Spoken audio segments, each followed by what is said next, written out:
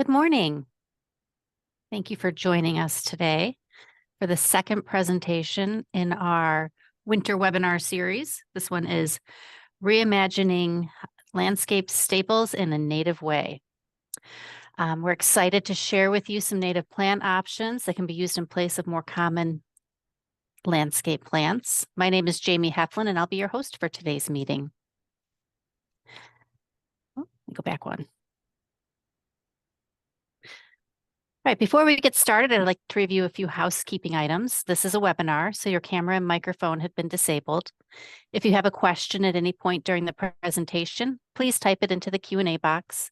We will answer questions periodically throughout the webinar as well, and at the end of the presentation. We'll be sending out a couple of polls during the webinar, which are anonymous. And this webinar is being recorded and will be available on our YouTube channel in the next few weeks. Our presenters for today's webinar are Sales and Operations Manager Nikki and Product Manager Shannon McInerney. Nikki has a passion for native plants, and on the weekends, you can usually find her exploring the fauna of our local forest preserves and parks. As Sales and Operations Manager, Nikki leads the sales, shipping, and order fulfillment teams here at Midwest Ground Covers. Shannon is going into her 10th year at Midwest Ground Covers and is continually demonstrating her passion for quality in everything that she touches. As product manager, Shannon oversees purchasing, product line development, and the plant accession and trial process. She also coordinates work in our extensive display gardens. Over the past few years, Nikki and Shannon have shared their obsession for plants in a number of webinars and videos, which can be found on our YouTube channel. Many of these webinars and videos focus on native plants, so I'd highly recommend you check it out. And now I'll let Shannon get us started with today's presentation.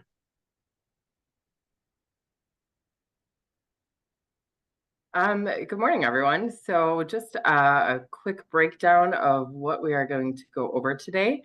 So first, we're going to go through kind of why would we want to use native plants? Why are native plants important? And, kind of in these cases of landscape staples, using a native as an alternative.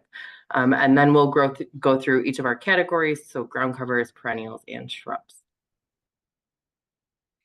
All right, so I'm going to kick it off talking a little bit just about why we use natives. And if you've seen some of our native presentations before, we've gone through this, but if you're new, we wanted to make sure that we covered this slide. So, and a little caveat for the presentation today, Shannon and I, when we were putting this together, we found it maybe a little bit more challenging than we thought we would, more so because we really wanted to make sure that, I think when we think about a common landscape, one of the big drivers, it is functionality, but it's also aesthetics.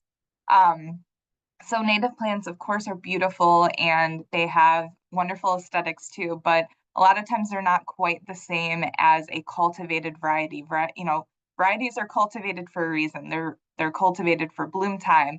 They're cultivated for stature. They're cultivated for foliage color, things like that. And native plants are native plants, and they have a, immense reason that we need them in the environment. So please keep that in mind that, we're never going to be able to give you a one-to-one substitute for a hemerocallis, a happy return. So just keep that in mind, and we'll kind of explain our thought process as we move through this presentation. So why native, and why would we like to potentially, in some cases, use a native substitute instead of a cultivated variety? Well, they are adapted to the local climate, meaning they were born and raised here in Illinois, where we're located. So they're really adaptable to, the temperature fluctuations. Here in Illinois, especially, we got really hot weather in the summer and we have very cold winters. So these plants are really adapted to survive in those conditions. They'll reproduce on their own. A lot of times, again, if we're managing a cultivated landscape, sometimes seeding can be a scary word because it means more maintenance potentially. But if you have them planted in the right place with the right fellow plants around them, the seeding is a good thing because they're reproducing, they're establishing a nice colony, making sure that we're not having to replant those plants over and over again. One of the biggest drivers, we hear about this all the time, pollinators, insects.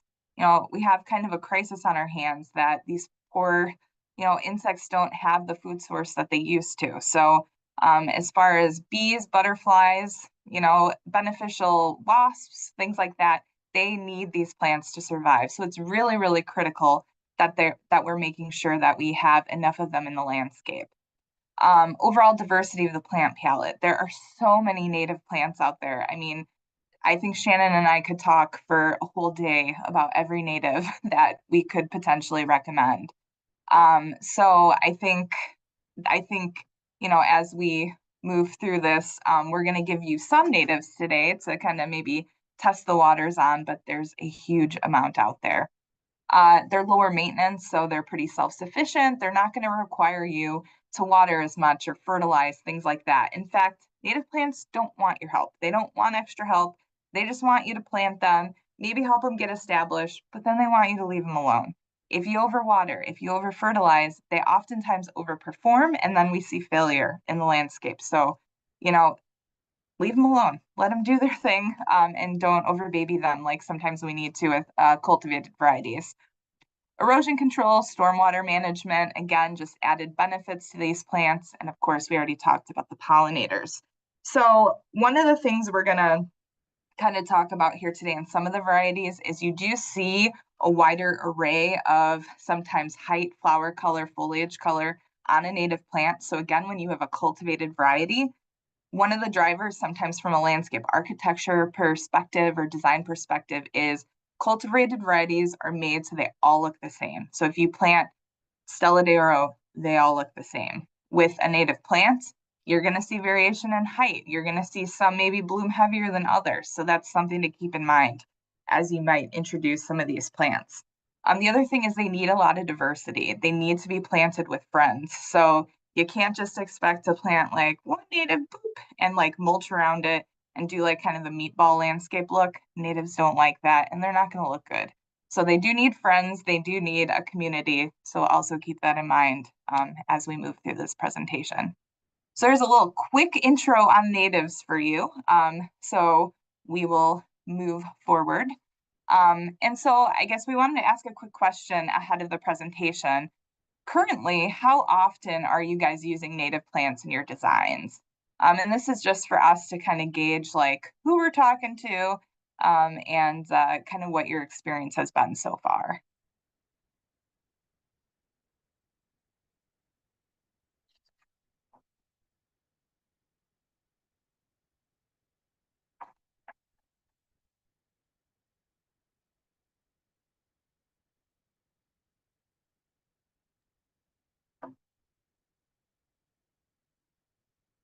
All right.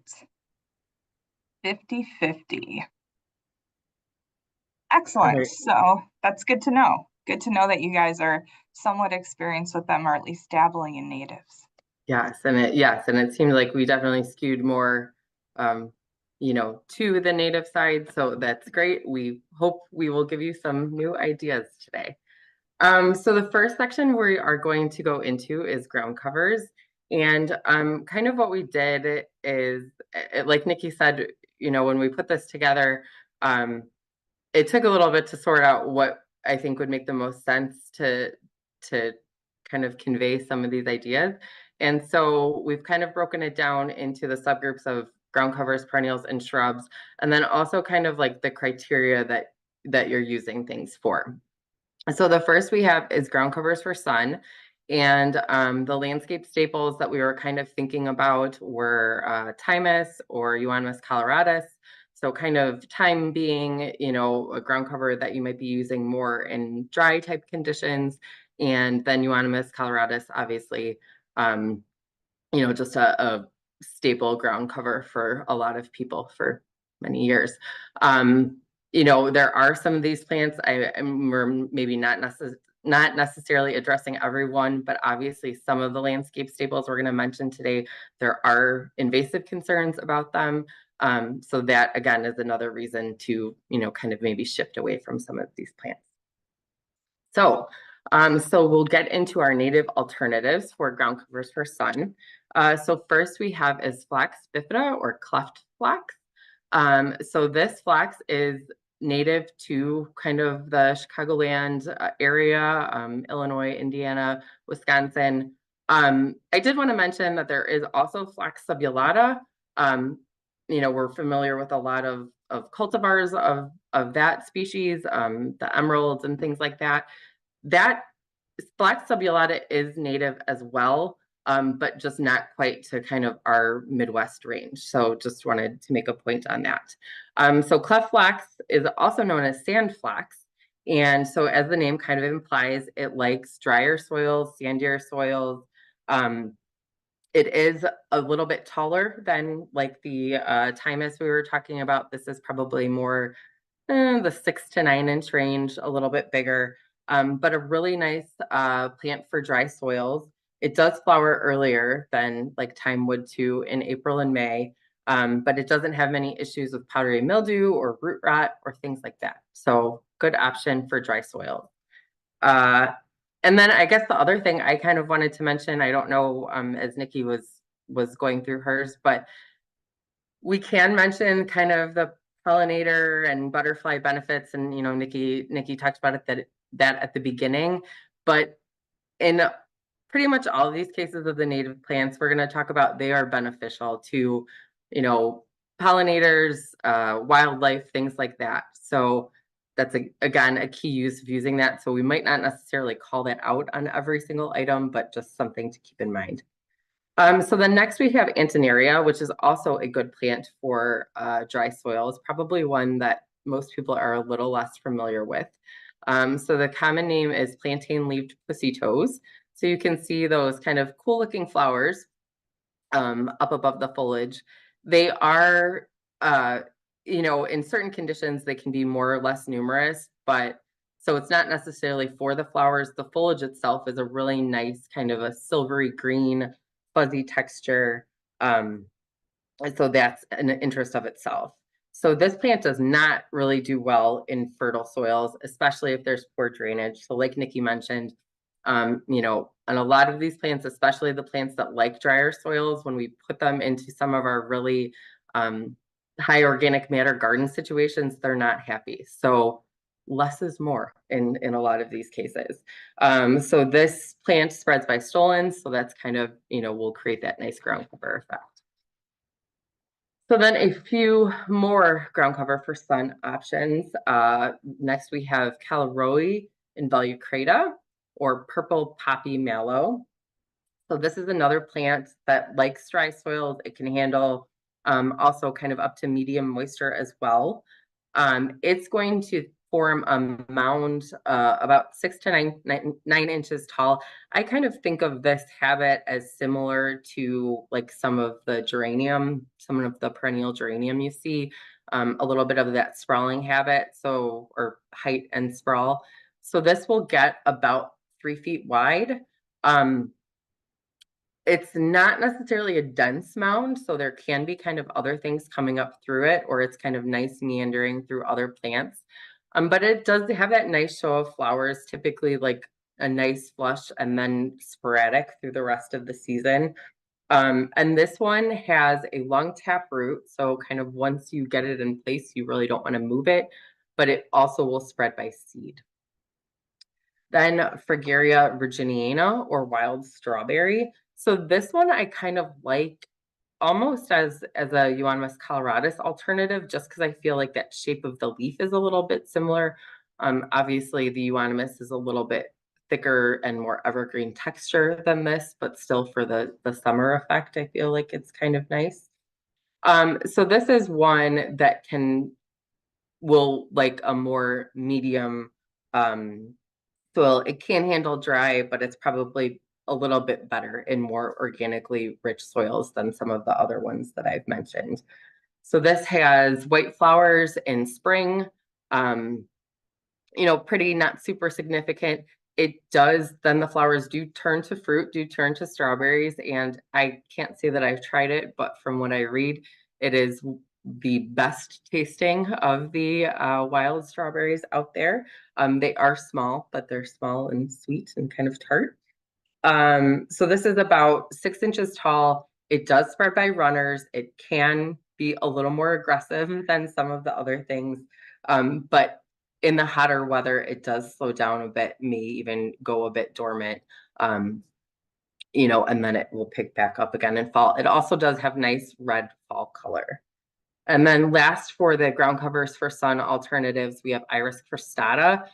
You've probably heard us talk about this plant before. We really love it. So a different texture, than the other varieties or the staple varieties that we mentioned, but a nice ground cover nonetheless. So it's going to be about 6 to 8 inches tall. The clump will get slightly wider, and you can see from the picture, it's kind of, the flowers are in that purpley blue range, but there is some variation kind of from more whiter to deeper color. This is another one that's going to kind of, its preference is going to be more moist, well-drained soil, but it will tolerate drought once established. The more sun it's in, the more moisture it will need. So those are our sun ground covers. Shannon, we had a question if any of the ground covers you presented on were evergreen. They are not, unfortunately. Yeah, that was a tricky one. And when we talk about these shade ones as well, not a lot evergreen happening native, but we'll go through these. So I have the opposite here. So I have ground covers for shade. And of course, there you see some, oldies over there. Pachysandra, green carpet is probably what you're most familiar with. And then vinca. And like Shannon had said, especially with vinca, there are some maybe more invasive concerns on that front. So we're just, making sure that we're offering some alternatives. So for shade, two that you might know, Asarum canadense is one that actually I feel like a lot of people do know about it, but it still deserves some accolades and to be recognized. So really nice mat forming ground cover.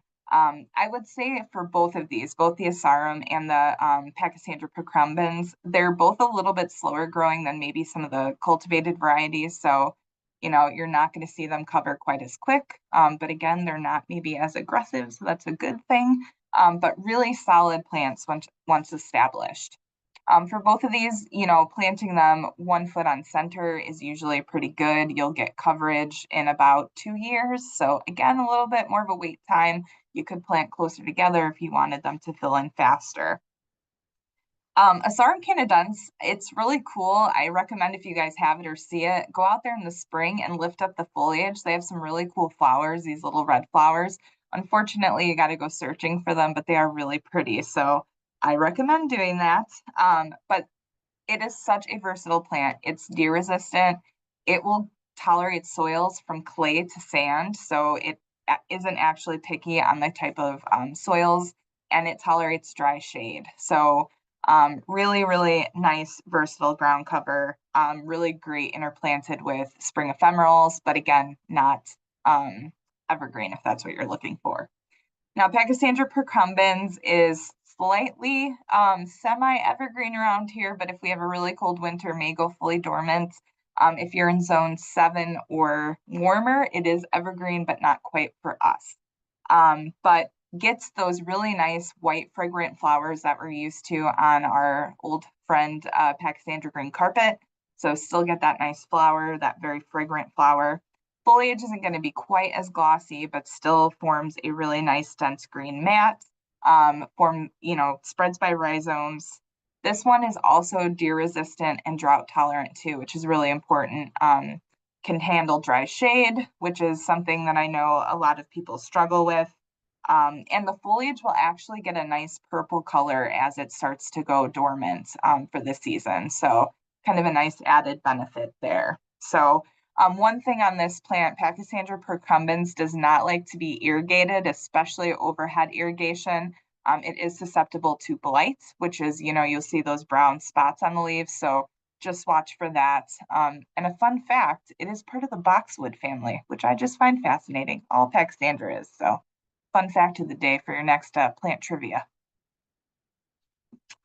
Next slide, we're going to go over just a couple more alternatives. And again, I think these are pretty well known, but we'll go through them anyway. So Carex pennsylvanica, we've talked about it a lot. Great Carex for shade, good for dry shade. It is, again, a cool season grass, cool season sedge. So it is going to grow the most and be the greenest in the spring and the fall. If we have a very hot, dry summer, it will brown out just a little bit, but that's okay. It's just the plant's going slightly dormant. If you supplementarily irrigate during the summer, it will prevent that browning, but that does happen. So, but it is drought tolerant. It'll fill in a little bit faster than the last two ground cover alternatives that we talked about. It is deer resistant, and another one that spreads by rhizomes. Sedum tornatum, one of the only native sedums we get to talk about. Really lovely plant, very different sedum. So this sedum is not like other sedums, and you cannot expect the same performance out of it. It likes moist soils and it likes shade. So kind of completely opposite of what you would think on a sedum. What we have noticed with sedum tornatum too is it can go dormant after it flowers in the spring if it's not getting enough adequate moisture. So something to watch for. We've noticed that in our Carex classroom because we have a pretty large planting of it, but it'll come back once it's recovered. So, but the flowers are just absolutely gorgeous, just gets covered with this nice white mat, and it's rabbit and deer resistant. The last one is kind of, you think of it more as a vine, but it can be used as a ground cover too, Parthenocissus quinquefolia, otherwise known as Virginia creeper. So this plant needs room. It is big, it can climb, it can spread 15 to 20 feet. So this is probably best for more of a forested natural area that you can kind of just let it go, do its thing. It'll help suppress weeds. It'll help keep out some of the invasives, but it is going to run. It is a native and it gets beautiful red fall color. That's probably one of the most spectacular things about it is its really nice red fall color. It also gets berries. They get kind of hidden by the foliage, but birds love them. I'm a bird nerd, so I love to know that. But this one is technically classified as a deciduous woody vine. So a little bit, again, different from a ground cover perspective, but good if, you know, you're just looking to get the ground covered and suppress some weeds. So those are your ground covers for shade. All right, so next up, we are going to move into perennials. And the first group we're going to talk about is, well, we're going to talk about several different kind of categories of perennials for sun. But the first one we wanted to go through was dry soil. So some of the landscape staples that are often used in these conditions are allium or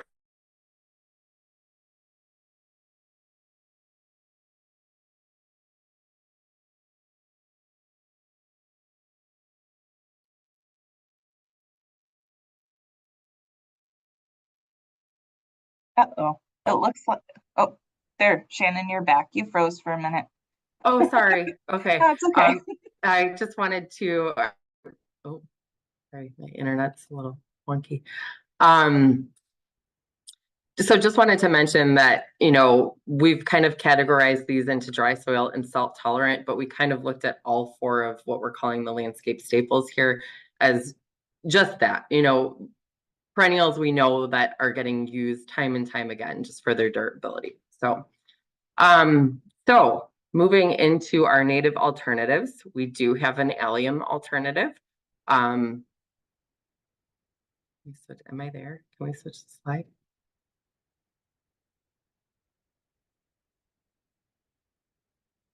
Thank you. So we have Allium cernuum or nodding wild onion. So obviously same genus as like the Allium millennium that we had that picture of, but the native one. So kind of like Nikki mentioned before, there's been a lot of breeding and cultivation on Allium to make them kind of more uniform, playing with the heights a bit, things like that. So the Allium cernuum is a little bit looser habit than those. It gets its name because that, you know, that flower head, instead of holding it really nice and upright, it does nod down a little bit. So these are are a variety that, like Nikki mentioned, definitely benefit from friends, definitely benefit from being in a mass planting. You're going to have a much better effect with these in mass than if you just kind of have them dotted throughout. So they get about 12 to 18 inches tall. The flowers range kind of in the pinky, purpley variety. Like dry soil, can handle a little bit more medium, well-drained soil as well. And these will naturalize by self-seeding or also by the bulb offsets. So if it is something that you want to kind of keep in bounds, a deadheading when they're done flowering can help keep that seed pressure down.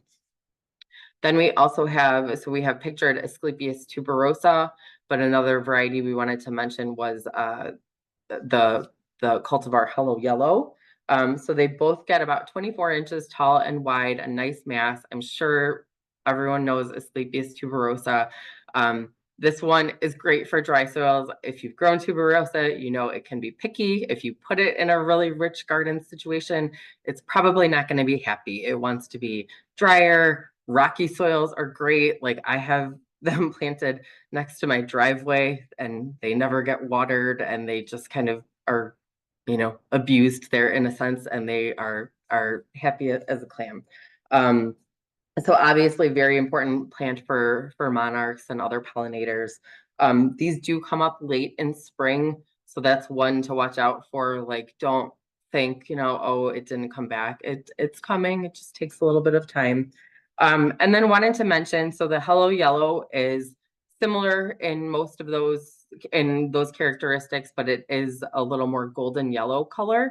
So when we start talking about cultivars of native plants, and we've only included a couple, but in particular, the American Beauties program that we're a part of, when there are cultivars, they are cultivars that are natural selections. So not something someone's, you know, taken crosses and then done breeding of.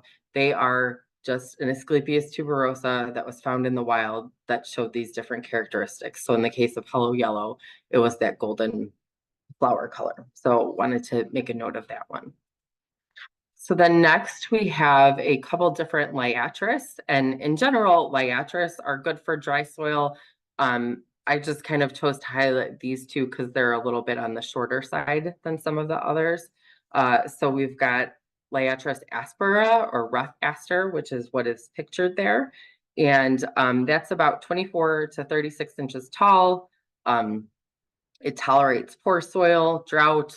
All the liatris do well in heat and humidity. They do not like to have wet feet. And we've talked about liatris in other presentations. If they're in like particularly a wet winter situation, snow piles, things like that, they are not going to be happy. And so these bloom a little bit later in summer, August to September-ish. And then with Cylindracea, that one is probably the shortest of the bunch, or the shortest of the native varieties that we carry, 12 to 18 inches tall. It's not quite as spiky as the others either, a little bit more of like a compound or a rounded flower on top of the spike. So just a little bit different there. Then we have Dahlia purpurea or purple prairie clover. So again, a nice purple flower. So also if like you like allium and proscia for their purple color, we have a lot of nice purple options for natives. So Dahlia gets 24 to 36 inches tall, probably closer to the 24, maybe not quite as wide. So this is another one that to really get an impact, I would definitely, you know, plant more than one at least. They don't necessarily need to be in a clump, but if you plant a few through the garden, you'll have more of a flower impact.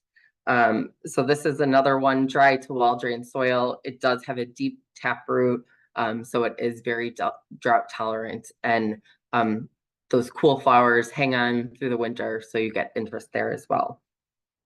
And then last, another one that I know we've touched on before is Monarda punctata, or horse mint. So this one, again, well-drained soils are very important. It's one that the winter snow piles, things like that, staying too wet in winter, this plant is not going to be happy. But it gets about 24 to 36 inches tall. I love the little pineapple stack flowers.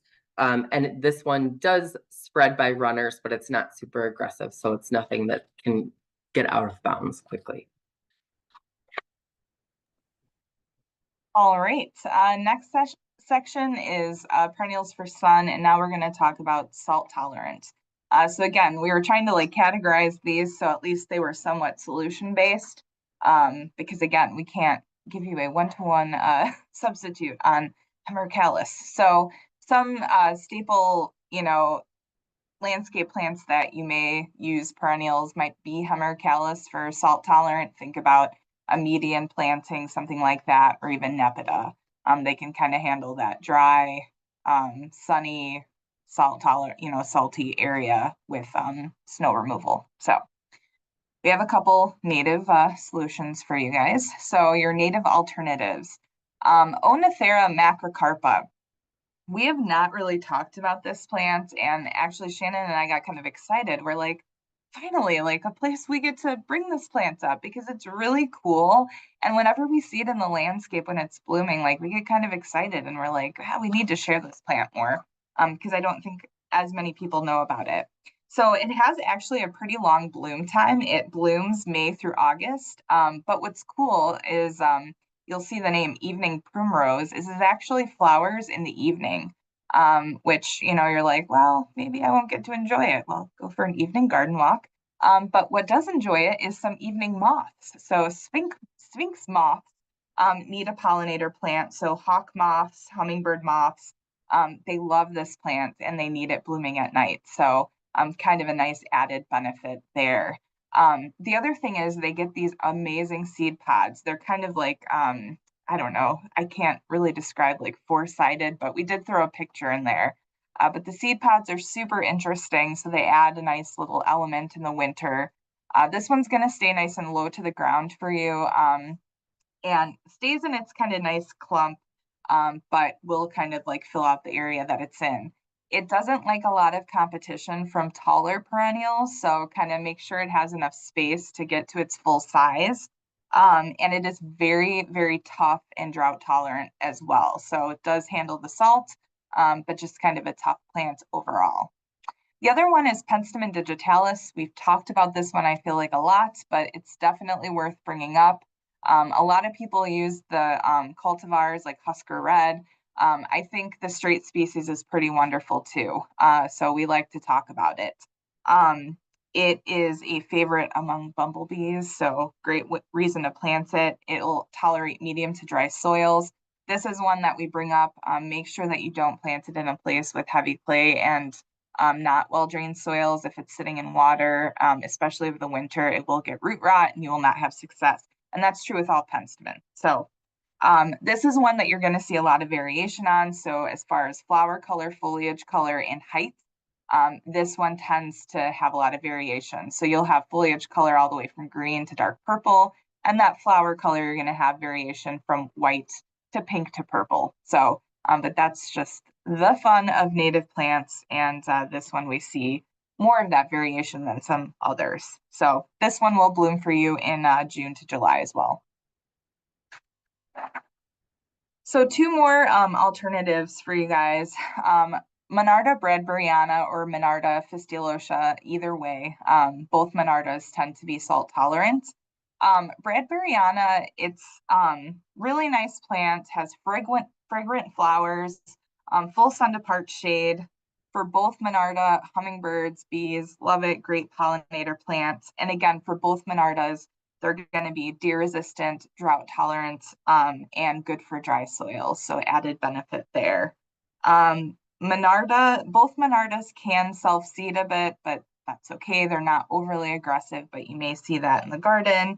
And both can get some powdery mildew. Now, Monarda bradburyiana has been kind of touted as mildew resistant. We have seen some mildew on it, but maybe a bit more mildew resistant than Monarda fistulosa. In Monarda fistulosa, you're going to get a brighter pink color on that flower, where bradburyiana, you have this purpley white with some speckle. So both very nice plants, good for the landscape. And then the other alternative is our zizias. So Zizia aptera and Zizia aurea. So Zizia aptera is going to have heart-shaped leaves and be a little bit shorter. Zizia aria is going to have, that's the picture of it right there, some more multi-leaf and get a little bit taller.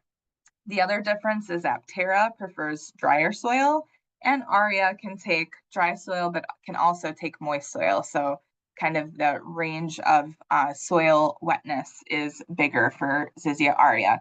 Zizia aria will get bigger if the soil is wetter, just so you're aware of that. It'll stay shorter if it's in a drier condition. What we have seen as well is Zizia aria tends to seed more. So we actually have it in our landscape here.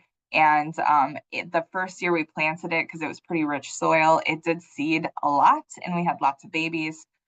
So we did end up taking the seed heads or the flower heads off right before it went to seed. So that is something you could do if you want to use a native alternative, but potentially, want to maybe control how much maintenance you have to do down the road for some of these varieties. Not all are created equal, but aria, I will say, seeds a bit heavier, but both very good for salt tolerant locations as well, or places you need that. All right, so next we are going to get into a couple groups of grasses. So this first is what we're going to call smaller grasses. So this is kind of roughly 4 foot and under. And so the staple that we had the picture of was pennisetum. So I guess as I was choosing these, I was trying to think of, grasses that do have kind of that very prominent flower head. So first we have Butaloa curtipendula or side oats grama. So a very common native grass. This one gets about 24 to 36 inches tall. And you can see those super cool seed heads kind of, you have the spike with the seed heads hanging down, a very nice pendulous effect. So this one is drought and salt tolerant. It does prefer it dry to medium moisture. I would say as it gets into those richer garden soils, it will tend to open up a little bit more. This also is tolerant of clay. So that's good in a lot of our, landscapes around here in this area. One thing with this one is it can self-seed and it can be a little bit aggressive. I know Jens and Austin used it out at our gardens at the Midwest Natural Garden. And that was one that they said in retrospect, I think they would have added to the garden a little bit later, that planting it at the same time they planted everything else, it kind of, between seeding and just how quickly it fills out, it kind of overtook some other things. So something to keep in mind with that one. We also have Dischampsia cespitosa or tufted hairgrass. So you can see kind of that beautiful airy look of the flower heads there. And this is going to be a little bit earlier bloomer than some of the other grasses. So maybe late May into June. And I would say total height, it probably gets about 36 inches tall. The mound of foliage itself is going to be shorter than that, maybe more like in the 18 to 24 inch range. So the flowers sit kind of up above that foliage there. And this one is nice because while, we do have it down for sun, it can also take kind of part shade as well. So if you've got not quite a full sun situation, this might be a good option for that. And then soil wise, it just kind of likes the normal moist, well-drained soil. So then next we have up Carex bicknellii. So we're trying to throw some Carex into some of these different situations. There are just so many Carex options. They're great to get incorporated more into the landscape. So Carex bicknellii or copper-shouldered oval sedge. So you can see kind of the oval shaped head with the coppery base to it there. So this species gets about 24 to 36 inches tall. And those winged seedlings there, they do come out in early spring. They can be a bit short-lived, so they're not going to last all season. I know that is the nice thing about some of the other grasses is that those seed heads hold. These won't hold quite as long. This does tolerate dry soil. It does seem like a lot of times things that tolerate dry soil also tolerate salt. this does not tolerate salt, so just be aware of that. But it does tolerate, like I said, the dry soil better than some of the other carrots. Then in the middle there, we've got Aragrass spectabilis, or purple glove grass. You've probably heard us talk about this grass. We love it. It is on the smaller side, I would say, of all of these, only about 18 inches tall when it's in flower. And you can see when it does go to flower in August and September, it's just like a beautiful show. It's really hard to capture in photographs, like how iridescent that reddy purple seed heads are. So this is another one that really likes the drier soils, poor soils, sandy, gravelly, things like that. That's definitely preferable to if you put it in a richer garden soil, you might struggle with it a little bit. And this one is also salt tolerant and deer resistant. It will self-seed. We have it in our conifer garden, and I've seen it pop up a little bit in other places. So that's just something to be aware of with that one as well. And then last up, we have Schizacharium scoparium, or little blue stem. So again, one that many are probably familiar with, a very popular native grass. So this is going to be on the taller side of this grouping, about 3 to 4 feet tall. Again, it's a prairie plant, likes the drier soil. It does not want the richer garden soil. They tend to flop open in those cases.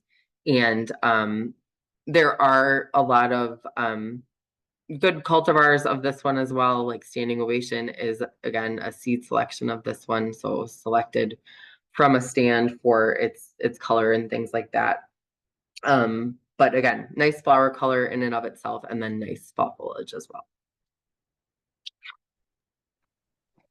All right, I'm going to go over some perennials for some large grasses. So if we think about a cultivated plant for large grasses, we think of miscanthus, oftentimes chosen for the foliage, for the seed heads, sometimes for fall color.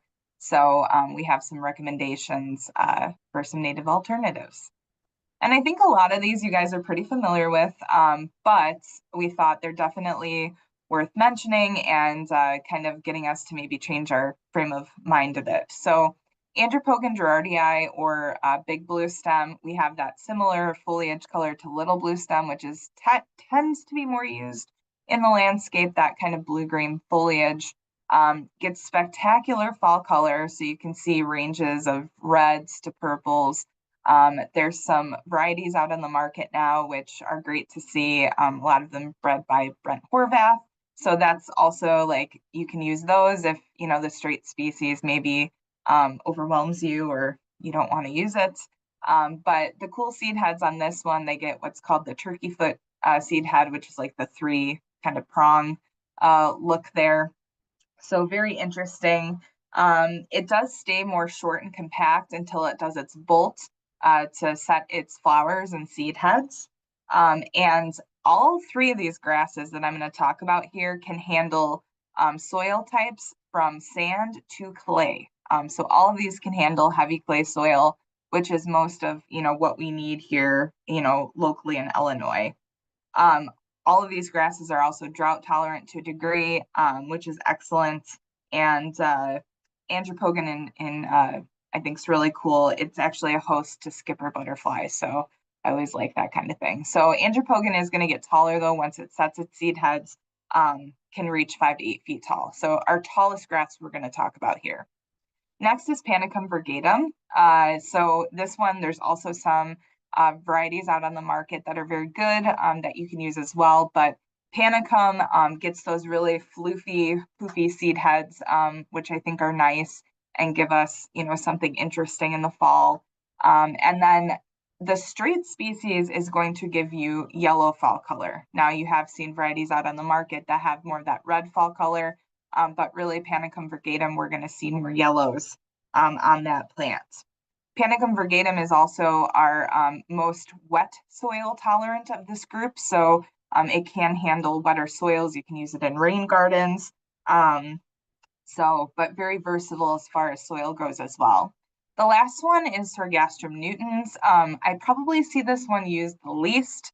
It does seed more than all the others, so maybe that's why. But again, a really interesting grass. Gets kind of like blue-green foliage. And then I think the flower heads on this one are really interesting. Gets kind of these ruddy red-brown seed heads, kind of a little bit maybe like a Carl Forester, but like poofier. So I think they have a bigger impact. This is also going to be, all of these grasses are warm season grasses, but sorghastrum you're going to see earlier than the other warm season grasses once the season gets rolling. And again, like I said, all drought tolerant, all tolerant of clay. So good alternatives. And we do have a selection of sorghastrum in our trial garden, so it'll be interesting to see how that one turns out. Okay, moving on to perennials for shade, and we have a lot of plants still, so we're gonna keep it going. So spring interest was kind of the category we put for this. So Dicentra spectaculis or bleeding heart, you know, kind of filling, what can we use as an alternative to that? So we have one that I'm sure you're familiar with, Mertensia virginica or Virginia bluebells. So this is going to be probably just a slight bit earlier flowering than Dicentra, you know, the beautiful blue and shades of pink flowers there coming up in spring when the foliage is coming out too. It's kind of a nice purpley color. So this one, similar to Dicentra, it will go dormant after it gets through its bloom period as it gets into the hotter part of summer. So this does prefer more moist, rich kind of woodland type soil. Then we have another Dicentra option. So Dicentra cucullaria or Dutchman's breeches. So a little bit different than, you know, the old-fashioned Dicentra that we're used to. That nice ferny foliage, much shorter, only about 8 to 12 inches tall. And then those little, you know, Dutchman's hats, the little white flowers. So just a nice option. This is, again, another one that will go dormant in summer. It does like that kind of moist, rich soil, but it does not want to stay that way in winter. That will cause it to rot. And this is one that can handle clay soils, and also the rabbits generally don't touch this one. So Dicentra option. And then the last one, Thalictrum. This is a plant that I think we both love, and definitely not as used as compared to like the Mertensia, let's say. So this picture here, it might be in flower, but I'm not sure. The flowers are really hard to photograph, but they're also really beautiful. Just like a nice kind of yellowy chartreuse color. They don't last super long, but just the combination of the flowers and then the nice foliage that really does keep up quite well for most of the year. If it does get really hot, it might, you know, I wouldn't say it goes dormant. It might look a little tired is probably the best way to say it, but just that nice ferny foliage. This one kind of does best in dappled sun, and it does like the more moist, rich soil. All right. Next, we're going to talk about perennials for shade, and the attribute here that we're looking for is flowering, so we can get you guys that color. And if you think about a cultivated landscape, most of the times we think about a stilbe here. So, but again, nothing quite looks like an astilbe, but we'll still get you color for shade. So interestingly enough, both of these plants, the Solidago cassia and the Chelone glabra, both of these can also be planted in full sun. So they're very versatile in kind of what they can handle. But we have both of these plants planted at our natural garden facility, and they're both planted in full shade at that facility. So we have experience growing them in full shade. So that's what we're going to talk about in this regard today. So Solidago cassia, this has been one that I really wasn't familiar with, but got planted at Natural Garden in one of the display gardens and really, really impressed me. It is absolutely one that people should be planting more in the landscape. Now, I think Solidago tends to get a negative rap because people think Solidago, they think aggressive. This one is actually probably one of the least aggressive Solidagos out there. and just really beautiful plant. It's deer resistant. It gets these kind of arching, beautiful yellow kind of spindles of flowers in the fall. It stays nice and compact. It's about 2 to 3 feet tall, so not anything huge or overly tall. And it has a lot of flower power. It does flower August, usually up until like frost, a heavy frost. So great late season pollinator plants as well. This one is endangered in Wisconsin. I did find that out, so just something to watch for if you're in Wisconsin. The next one's Chelone glabra. This guy can get kind of tall if it's really happy, so it can get up to 5 feet tall. We have not seen it get that tall in the Carrick's classroom. It usually stays more about 3 feet tall. It does like friends. From what you can see in that picture, that guy doesn't have a friend and maybe looks like it needs a friend. But bumblebees love it when this guy's flowering. Bumblebees all over it. Flowers July to September. And kind of cool, it is a host plant for the Baltimore checker spot butterfly. So I thought that was pretty interesting. So Chelone glabra, another great flowering plant for shade. And I'm going to kind of talk about both of these asters together because there are slight differences, but kind of handle the same landscape application. So Yerbia macrophylla, which is big leaf aster, Shannon and I have talked about this one quite a bit, gets a much bolder leaf for an aster. So before it kind of flowers, it's just going to be this more ground cover mat of these big heart-shaped leaves. And then in the fall, it pushes out these beautiful purpley flowers. And then we have Symphotrichum. I always have a hard time with that. Shorty eye. Don't you miss the days when we could just say aster, but short's aster. It's not short, so the name is misleading. So don't expect this guy to be short. Both plants are about 3 feet tall. Macrophylla will be a little bit shorter, especially when it's just foliage. But both really nice plants, can handle dry shade, can handle drought once established. Can handle a little bit of sun if you have a site like that, but great plants for fall pollinators as well. So 2 good aster options. All right, so then last perennials for shade, we have our foliage category. So, obviously hosta is the main plant that people are using for that. So a few alternatives, and so I will preface this with some of these varieties, will stay up all season long. Some of these are more ephemeral, and as it gets hotter, they will go dormant. So it's not a direct comparison for a hosta in all cases, but just some options. So first, Podophyllum peltatum. These are very common in our woodland gardens in spring. You've probably seen them. The common name is May apple. So they get about 12 to 18 inches tall and spread by rhizomes, so they can form large colonies that way. And they do have flowers, but they're kind of hidden. It's like a white cup-shaped flower that's kind of hidden under the leaves. So those leaves are kind of the umbrella shaped, and there are 1 or 2 per each stem. So that flower is underneath the leaves, and from there it will form the May apple or the fruit, which is small and green and actually edible. So kind of cool. Then we have Tiarella cordifolia or foam flower and Heuchera americana Dale strain or corabel. So we'll kind of talk about these because they're a bit similar. Actually, if you know the genus Heucherella, it is a cross between these two.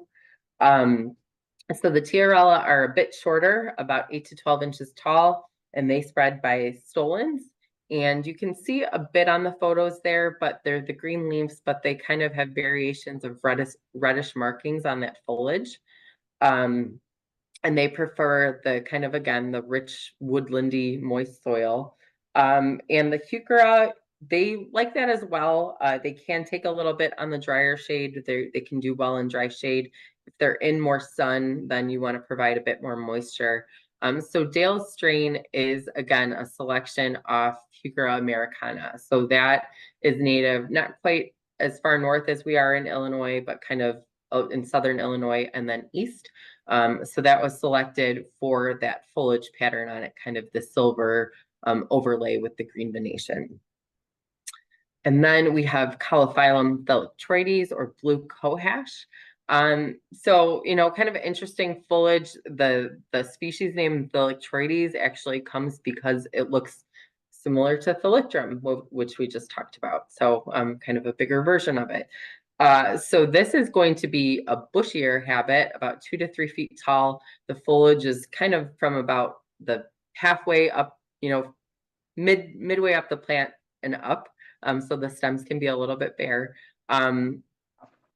The foliage will kind of, again, die back or go a bit dormant. But the really cool thing about this plant is those blue seed heads that provide interest. This is another one that will spread by rhizomes and form colonies. So, and then again, wanted to put a carex in there. So again, the foliage doesn't look like hosta, but it still is a nice shade foliage plant.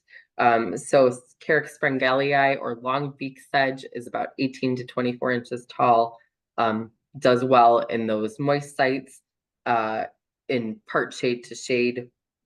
It does flower early, and so April and May, and after it flowers, it may flop open a bit, but then another push of foliage will come up, maybe not quite as tall, but will fill in. So either kind of before or after that flop, you can tidy up the old foliage and clean it up a bit. And this actually was one of the top performers in the Mount Cuba trial. So we are going to talk more about those carex in a couple weeks. So if you're interested, come back for that. All right. I know we're getting close to time, so we got a couple shrub categories for you guys. You guys are getting lots of ideas today, so bonus plants. So one of the shrub categories we're going to talk about is foliage color. So we know that's really important in the landscape, just to kind of add interest. And if we think about foliage color, a lot of times we think about something like a barberry, which we know the issues we're facing right now with barberries and their invasiveness. So here are a couple native alternatives. Deervilla lanicera. Again, I think we're pretty familiar with Deervilla. There has been a lot more breeding with Deervilla, a lot more selections, which has been exciting. So again, if you don't want to use the straight species, you could try like the Kodiak series or something like that. That's totally fine. At least we're getting closer to kind of the straight species, the native variety. But Deervilla lanicera, the foliage on that, we're going to see it be a dark green to more of like a purpley red color, especially in the spring when that new foliage is emerging, much like the Kodiak series, those colors we see. And then in the summer months, it's going to get that nice kind of yellow, clear yellow flower. And it is pretty floriferous. It does a really great job attracting pollinators. This shrub is going to form kind of a nice dense thicket or hedge if you plant it. It does put up runners, but again, that's more so because it kind of colonizes and forms a nice dense hedge. So gets beautiful fall color. You'll see ranges from yellow, orange, red, purple, kind of beautiful kaleidoscope. And this plant is incredibly versatile. Deervillas can handle a lot of different conditions from wet to dry soil. They can handle dry shade. They do prefer, Deervilla lanicera does prefer a little bit more sun, but can be used in a lot of different landscape applications. The other one is Spirea alba. So, again, we plant Spirea a lot and we're not planting straight species. We always see this guy flowering in the nursery. And again, Shannon and I are like, we got to find a way to talk about this plant because it's really spectacular. The blooms on it are incredible. It looks like not a ginormous, but a large, like a stilbe plant. Like you're like, what is that when you first see it? Because it's not like other Spirea. So it gets these kind of big panicle white flowers. The shrub itself only gets to be about 3 to 4 feet tall, so nice and compact. And in the spring and fall, we have that foliage change of color again. So in the spring, it gives us that nice purple color on new foliage. This one is going to need medium to wet soils. It actually performs better when the soils are on the wetter side. Naturally, we see this one on stream banks, near lakes, that kind of situation. And it does need that consistent moisture to perform at its best. It is deer resistant, and you can encourage more blooming by deadheading as well if you wanted to kind of prolong that bloom time, but it does bloom June to August, pretty long time. So kind of cool alternatives if you need some color. All right, so then we are going to talk about shrubs for flowering. So our landscape staples, forsythia and hydrangea. As Nikki said before, plants are cultivated for a reason, to make, in the case of hydrangea paniculata in particular, to make blooms like that. So there are some good native flowering options, but may not have either the longevity or maybe the overall flower power that some of those have. So first we have Hamamelis virginiana. So this is American witch hazel, or the fall blooming witch hazel. So you might just be seeing, I know there's one outside my office, Hamamelis vernalis, just starting to bloom now. So that variety is native to the United States, but more to the Ozarks. So again, that's kind of something in your own personal calculation of when we talk about using natives, what you're comfortable with, I guess. So, but that is a native plant as well in the US. So this one blooms in fall. It gets about 15 to 20 feet tall. So it is a big plant, more of an ornamental tree size.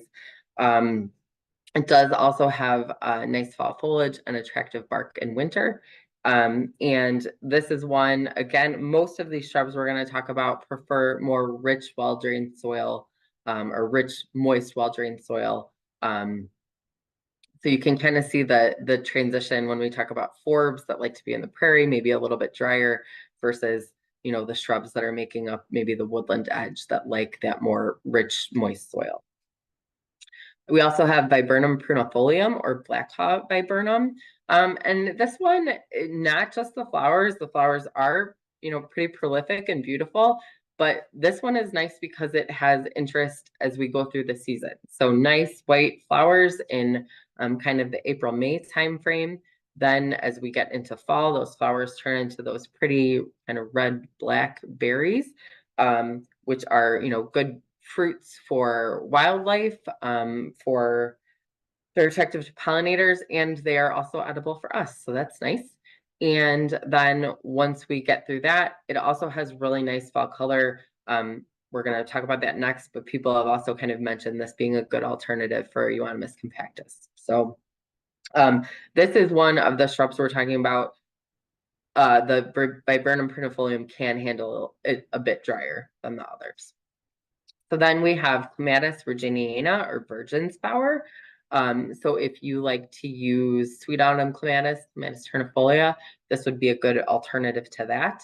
And as Nikki kind of mentioned with the Parthenocissus earlier, it's a vine. It's a more aggressive vine, so it can help to have a fence or some structure to climb on.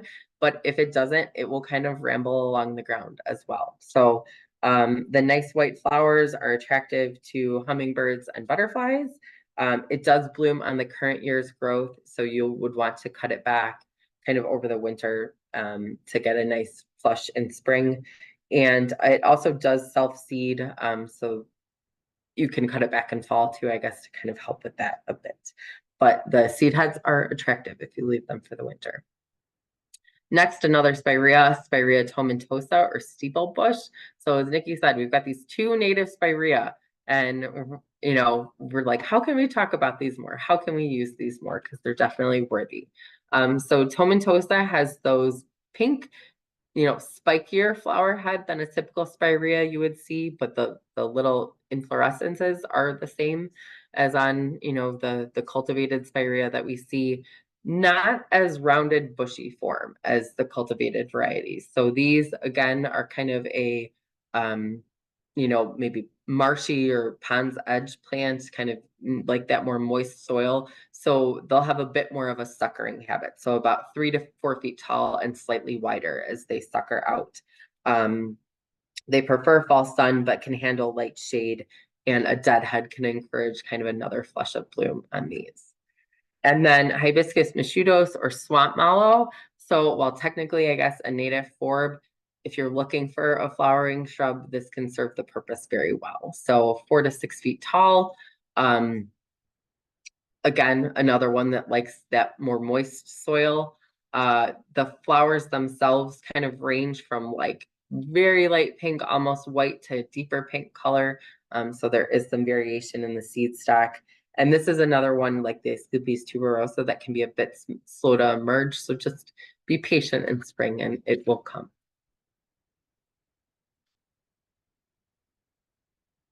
I'm on mute. Last category, shrubs for fall color. So why are we planting Euonymus compactus? Why did it become popular in the landscape setting? Because of its beautiful red fall color. It is tough to substitute, especially because a lot of the native varieties or native species I'm going to talk about are very tall.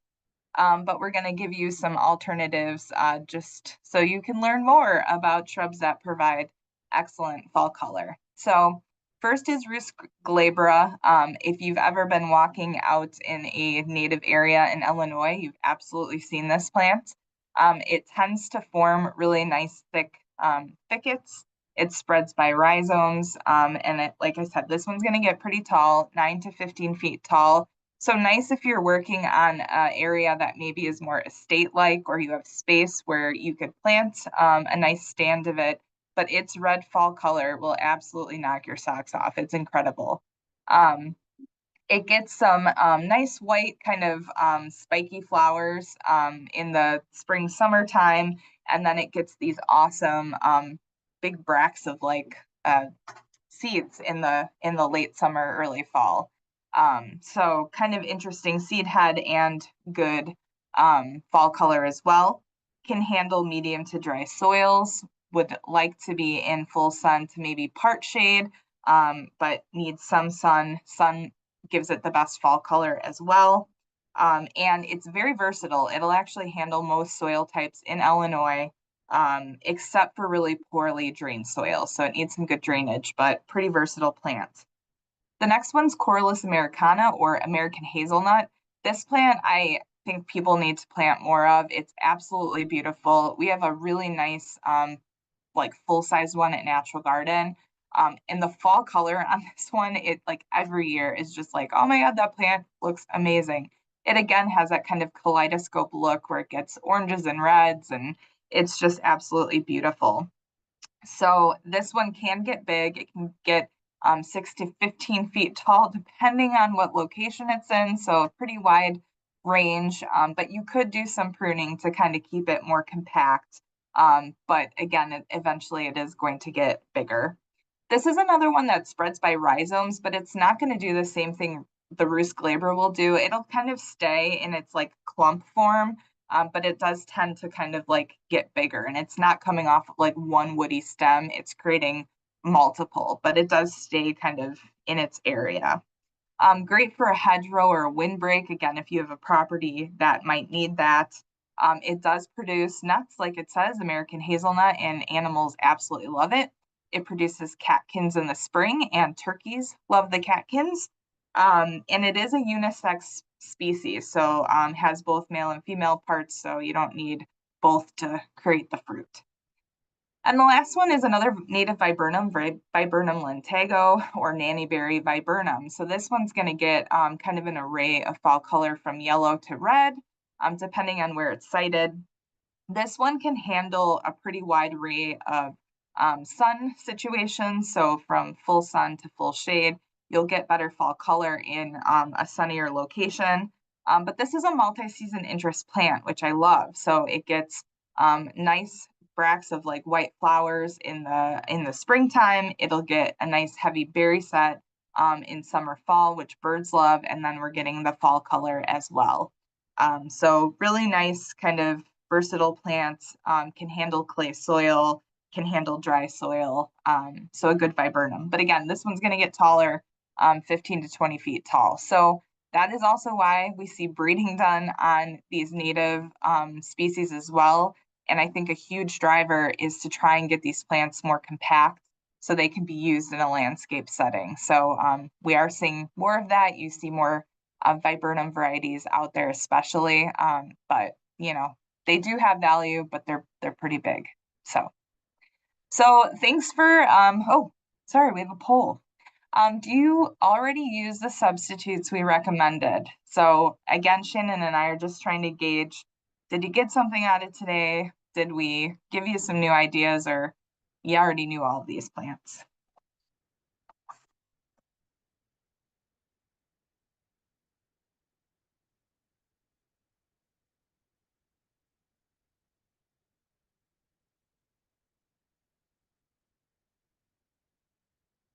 Awesome. So we love to hear that we were able to give you a few new ideas today. That makes Shannon and I happy. And when we're doing this, we're like, we want to make sure we bring value. So thank you guys so much. Usual close here. Please give us a follow on Instagram at Midwest Ground Covers. Also give us a follow on Natural Garden Natives. I'm going to start posting there now as we get moving into spring. But we'll do updates, garden walks, and give you guys new, fresh ideas on how, plants you should use and how things are looking in the gardens. And then also please give us a follow on YouTube. We'll be posting this seminar as well as other educational videos as we go through the season. We have new education videos to release this year, so make sure you subscribe so you get alerted to that. And thank you guys so much for spending a little bit of your Friday morning with us to learn about plants. We appreciate it. Have a great rest of your Friday.